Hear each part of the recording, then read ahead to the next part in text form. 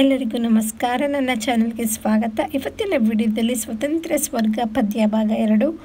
ಕವಿ ಹೆಸರು ಡಾಕ್ಟರ್ ಅಕ್ಬರ್ ಅಲಿ ಅಂತ. ಸ್ವತಂತ್ರ ಸ್ವರ್ಗ ಪದ್ಯ ಭಾಗದ ಪ್ರಶ್ನೋತ್ತರಗಳು ನೋಡೋಣ ಬನ್ನಿ. ಇಲ್ಲಿ ಮೊದಲನೇದಾಗಿ ನೋಡೋದಾದರೆ ಕವಿ ಕೃತಿಕಾರರ ಪರಿಚಯ ನೋಡೋಣ. ಕವಿಯ ಹೆಸರು ಡಾಕ್ಟರ್ ಅಕ್ಬರ್ ಅಲಿ ಅಂತ. ಅಭ್ಯಾಸದಲ್ಲಿ ಕೊಟ್ಟಿರೋ ಪ್ರಶ್ನೆಗಳಿಗೆ ಉತ್ತರಿಸಿ ಕೊಟ್ಟಿದ್ದಾರೆ. ಹಾಗೆ ಒಂದೊಂದಾಗಿ ನೋಡ್ಕೊಂಡು ಹೋಗೋಣ. ಇಲ್ಲಿ ಮೊದಲನೇದಾಗಿ ಕವಿ ಪರಿಚಯ ನೋಡೋಣ. ಪದ್ಯ 2 ಸ್ವತಂತ್ರ ಸ್ವರ್ಗ, ಅದರ ಕವಿ ಪರಿಚಯ. ಇಲ್ಲಿ ಮೊದಲನೇದಾಗಿ ಕವಿಯ ಹೆಸರು ಡಾಕ್ಟರ್ ಅಕ್ಬರ್ ಅಲಿ.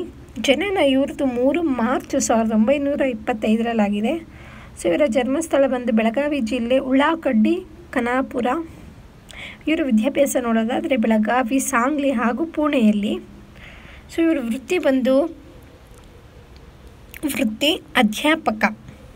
ಇವರ ಕವನಗಳು ಬಂದು ನವಚೇತನ, ಗಂಧಕೇಶರ, ಸುಮನ ಸೌರಭ, ಕವನ ಸಂಗ್ರಹ ಇದಿಷ್ಟು. ಇದಾದಮೇಲೆ ಪ್ರಶಸ್ತಿಗಳು ನೋಡೋದಾದರೆ ಕರ್ನಾಟಕ ವಿಧಾನ ಪರಿಷತ್ ಸದಸ್ಯತ್ವ, ಹಾಗೆ ಕರ್ನಾಟಕ ಸಾಹಿತ್ಯ ಅಕಾಡೆಮಿ ಪ್ರಶಸ್ತಿ ಸಿಕ್ಕಿದೆ. ಇದಿಷ್ಟು ಕವಿಯ ಪರಿಚಯ.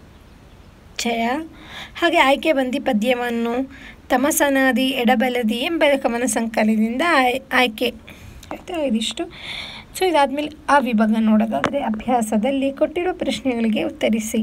ಮೊದಲನೇ ಪ್ರಶ್ನೆ, ಸ್ವತಂತ್ರ ಸ್ವರ್ಗದಲ್ಲಿ ಅಭಿಮಾನಧನ ವಿನಿಪ ಪುಸ್ತಕವು ಹೇಗಿರುತ್ತದೆ? ಅಭಿಮಾನಧನ ವಿನಿಪ. ಸ್ವತಂತ್ರ ಸ್ವರ್ಗದಲ್ಲಿ ಅಭಿಮಾನಧನ ವಿನಿಪ ಪುಸ್ತಕವು ಯಾರಿಗೂ ಜಗ್ಗದೆ, ಯಾರಿಗೂ ಎದುರದೆ, ಬಾಗದೆ, ತಗ್ಗದೆ, ಮೇಲ್ಮುಖವಾಗಿ ಅದು ನೀಟಾಗಿ ನಿಲ್ಲುತ್ತದೆ. ಎರಡನೇ ಪ್ರಶ್ನೆ, ಕವಿಯು ಬಾಳು ಹೇಗಿರಬೇಕೆಂದು ಆಶಿಸಿದ್ದಾರೆ? ಓಕೆನಾ? ಉತ್ತರ, ಸಂಕುಚಿತವೆಂಬ ಮನೋವೃತ್ತಿಯನ್ನು ಅಳಿಸಿ ಎಲ್ಲರನ್ನು ಪ್ರೀತಿ ಪ್ರೇಮ ಭಾವದಿಂದ ಕಾಣಬೇಕು. ಜಗತ್ತಿನಲ್ಲಿ ಎಲ್ಲರೂ ಬೇರೆ ಬೇರೆಯಾಗಿ ಬಾಳದೆ ಎಲ್ಲರೂ ಒಂದಾಗಿ ಬಾಳಬೇಕೆಂದು ಕವಿ ಆಶಿಸಿದ್ದಾರೆ. ಮೂರನೇ ಪ್ರಶ್ನೆ, ಕವಿಯು ಸಂಪ್ರದಾಯದ ಅನಿಷ್ಟ ರೂಢಿ ನಿಯಮಗಳನ್ನು ಏನೆಂದು ಕರೆಯುತ್ತಾರೆ? ಕವಿಯು ಸಂಪ್ರದಾಯದ ಅನಿಷ್ಟ ರೂಢಿ ನಿಯಮಗಳನ್ನು ನಿರ್ಜನ ಮರುಭೂಮಿ ಎಂದು ಕರೆಯುತ್ತಾರೆ. ಇದಾದಮೇಲೆ ಧ್ರುವತಾರೆ ಎಂದು ಕವಿ ಯಾರನ್ನು ಕರೆಯುತ್ತಾರೆ? ಉತ್ತರ, ಯಾವ ವ್ಯಕ್ತಿಯಲ್ಲಿ ನೋಡ್ಬೋದು ನೀವು. ಉತ್ತರ, ಯಾವ ವ್ಯಕ್ತಿಯಲ್ಲಿ ಒಳ್ಳೆಯ ನಡೆ ನುಡಿಗಳು ಇರುತ್ತವೋ ಮತ್ತು ಒಲವು, ದಯೆ, ಕರುಣೆ, ನ್ಯಾಯ ಹೀಗೆ ಮುಂತಾದ ಮಾನವೀಯ ಗುಣಗಳು ಹೊಂದಿರುವವರನ್ನು ಕವಿ ಧ್ರುವತಾರೆ ಎಂದು ಕರೆಯುತ್ತಾರೆ. ಆ ವಿಭಾಗ ಕೆಳಗಿನ ಪದಗಳಿಗೆ ಪದ್ಯದಲ್ಲಿರುವ ಸಮಾನಾರ್ಥಕ ಪದಗಳನ್ನು ಬರೆಯಿರಿ. ಜಗ, ಸತ್ಯ, ಮರಳುಗಾಡು, ಪ್ರವಾಹ, ಪ್ರೀತಿ, ಅನುಗ್ರಹ ಇದಿಷ್ಟು ಸ್ವಂತವಾಗಿ ಬರೀಬೇಕು. ಜಗ ಅಂದರೆ ಸಮಾನಾರ್ಥಕ ಪದ. ವಿಶ್ವ, ಜಗತ್ತು, ಲೋಕ ಅಂತ. ಸತ್ಯ ಅಂದರೆ ನಿಜ, ದಿಟ ಅಂತ. ಮರಳುಗಾಡು ಅಂದರೆ ಮರುಭೂಮಿ, ಉಸುಕಿನಿಂದ ಕೂಡಿದ ಪ್ರದೇಶ. ಪ್ರವಾಹ ಅಂದರೆ ನೆರೆ, ಮಹಾಪೂರ. ಪ್ರೀತಿ ಅಂದರೆ ಒಲವು, ಅನುರಾಗ. ಅನುಗ್ರಹ ಅಂದರೆ ಕೃಪೆ, ಆಶೀರ್ವಾದ. ಇದಿಷ್ಟು ಸಮಾನಾರ್ಥಕ ಪದಗಳು.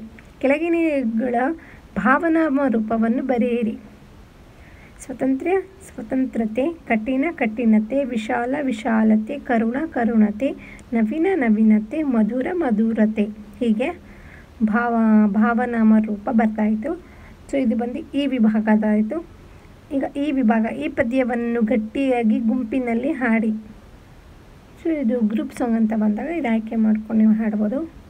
ಇದಾದಮೇಲೆ ಭಾಷಾಭ್ಯಾಸ. ಕೊನೆಯದಾಗಿ ಆ ವಿಭಾಗ ಕೊಟ್ಟಿರುವ ವಾಕ್ಯಗಳಲ್ಲಿರುವ ತಪ್ಪನ್ನು ಸರಿಪಡಿಸಿ ಬರೆಯಿರಿ ಅಂತ ಇದೆ. ಅಕ್ಕಿ ಹಕ್ಕಿಯನ್ನು ತಿನ್ನುತ್ತದೆ. ಇಲ್ಲಿ ಸ್ಪೆಲ್ಲಿಂಗ್ ಮಿಸ್ಟೇಕ್ ಇದೆ. ಆ ಬದಲು ಹಾ ಬರೀಲಿ, ಇಲ್ಲಿ ಹಾ ಬದಲು ಆ ಬರೀರಿ. ಓಕೆನಾ? ಎರಡನೇ ಪ್ರಶ್ನೆ, ಅಣ್ಣವನ್ನು ಉಣ್ಣುತ್ತಾನೆ.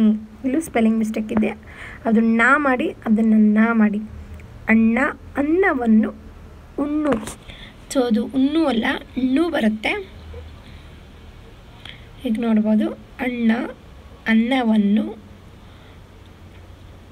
ಉಣ್ಣು ಕ್ಯಾನ್ಸಲ್ ಮಾಡಿ ಹಣ್ಣು ಬರೀರಿ.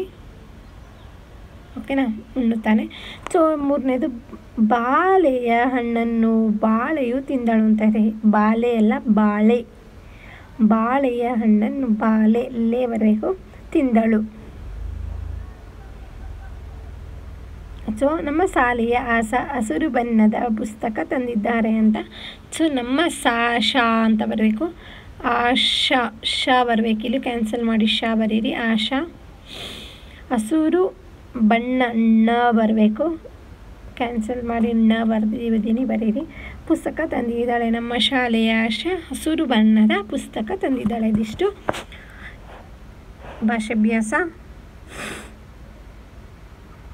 ಭಾಷಾಭ್ಯಾಸ ಕೂಡ ಆಗಿದೆ, ಹಾಗೆ ಪ್ರಶ್ನೋತ್ತರಗಳು ಕೂಡ ಆಗಿದೆ, ಸಮಾನಾರ್ಥಕ ಪದ ಕೂಡ ಆಗಿದೆ. ಸೊ ನಿಮಗೆ ನನ್ನ ವಿಡಿಯೋ ಇಷ್ಟ ಆಯಿತು ಅನ್ಕೋತೀನಿ. ಪ್ಲೀಸ್ ಇಷ್ಟ ಆದರೆ ಲೈಕ್ ಮಾಡಿ, ಶೇರ್ ಮಾಡಿ, ಫ್ರೆಂಡ್ಸ್ಗೆಲ್ಲ ಶೇರ್ ಮಾಡಿ. ಈ ಚಾನಲ್ನ ಸಬ್ಸ್ಕ್ರೈಬ್ ಮಾಡ್ಕೊಂಡಿಲ್ಲ ಅಂದರೆ ಸಬ್ಸ್ಕ್ರೈಬ್ ಮಾಡ್ಕೊಂಡು